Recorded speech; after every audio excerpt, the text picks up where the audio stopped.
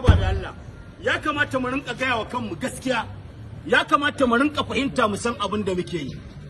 Dole sai mun binciki 'yan kasuwarmu masu ɓoye shinkafa, masu ɓoye gishiri, masu ɓoye masara, masu ɓoye duk kayan masarufi wanda talaka yake ci.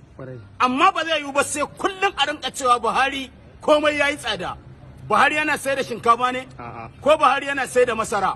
Buhari yana sai da sukari? Buhari a singa yake? Buhari a kwari yake? To 'yan kasuwanmu masu ɓoye kayan masarufi su ya kamata mu rinka bincika, ba shugaban ƙasa Janar Muhammadu Buhari ba. Ba wai maganar siyasa ba, ita gaskiya in ta zo kawai a faɗe ta daga kinta sai ɓata. Ba yadda za mu kullum mu rinka kala bawan Allah nan. Bawan Allah nan fa da kuke ganin sa fa ba aljani bane shi. Da za a ce komai sai ya inganta abubuwa. Mu je mu rinka bincikan al'umman da muke tare da su da suke siyan mana da kayan masarufi. Wallahi a yau akwai wanda yake da shinkafa, yake da masara, yake da sukari na shekara 5 a aje. Daga abu ya zo kawai sai a ƙara kuɗi, sai a ce shugaban ƙasa, saboda ba ma son gaskiya.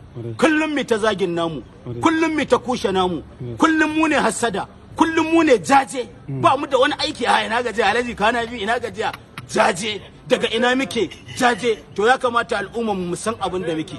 Allah ya sauke. Malam